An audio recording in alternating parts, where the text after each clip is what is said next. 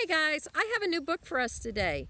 It's called Belinda the Ballerina and is written by Amy Young. Once there was a ballerina named Belinda. I'll try to hold it so you can see the pictures. Belinda loved to dance. She went to dancing school every day and she practiced very hard. She was graceful and light on her feet. So I'm going to pull it in so you can see her practicing. But Belinda had a big problem. Well, two big problems. Her left foot and her right foot. Can you guys see how big her feet are? Her feet weren't a problem as far as Belinda was concerned, but they were a problem at the audition for the annual ballet recital. Can you see her hiding behind the curtain there? You can see her foot sticking out. The judges took one look at her feet and they yelled, "Stop right there!" You see those judges, they don't look very happy, do they? "Egad," said Sir Foster Cheese III, "your feet are as big as boats. They're like flippers," said George Peach Crumbcake, the noted New York critic. And Winona Busywitch, who wrote for all the dance magazines, just shook her head and stared. Belinda didn't even get to audition. The judges said, "Go home. You will never be a dancer, not with those feet." So see, she didn't even get to start dancing. They just looked at her feet and said, "Go home." Belinda was sad and stayed sad for a long time. Maybe the judges were right. Maybe my feet are just too big for a dancer, she thought.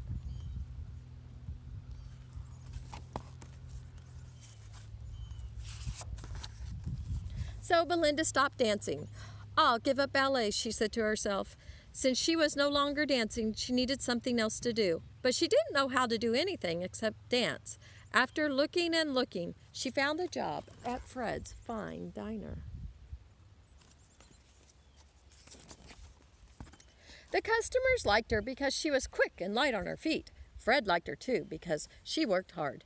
Belinda liked Fred and the customers, but she missed dancing.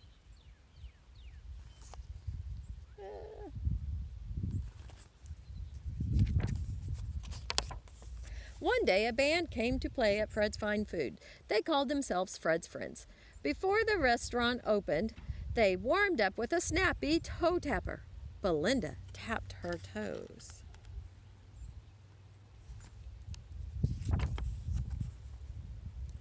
Then they played a sweet, yearning lilt of a tune, and before she knew what she was doing, Belinda was dancing. You see her dancing and jumping through the air. The musicians came back to play every day, and every day Belinda danced to their music before the customers arrived. Then one day, Fred asked Belinda if she would dance for customers. Belinda smiled and said, "Oh my, yes." The customers were enthralled. They loved it so much that they told their friends, who came the next day to Fred's Fine Foods.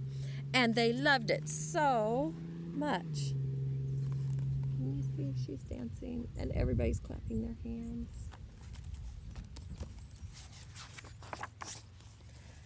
They told their friends, and soon Fred's Fine Food was packed every day with people who wanted to watch Belinda dance. Can you see?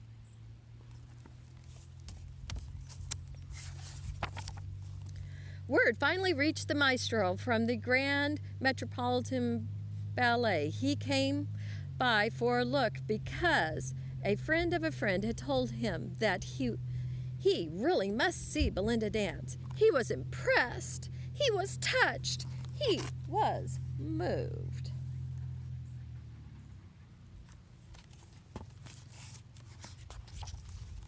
"You must perform at the Grand Metropolitan Hall," he cried. "Please, will you?" Belinda laughed. "Oh my, yes!" The customers cheered.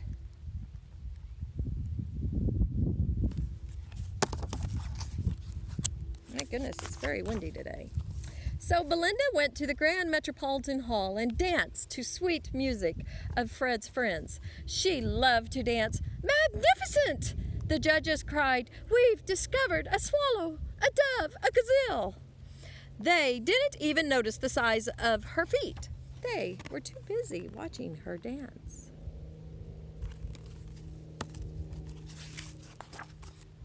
Belinda was happy because she could dance and dance and dance.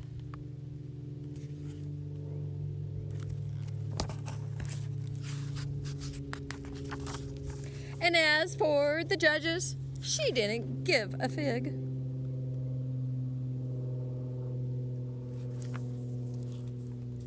Hey guys, I really hope you're having fun at home and staying safe. Miss Michelle loves you very much, and I hope you like this book.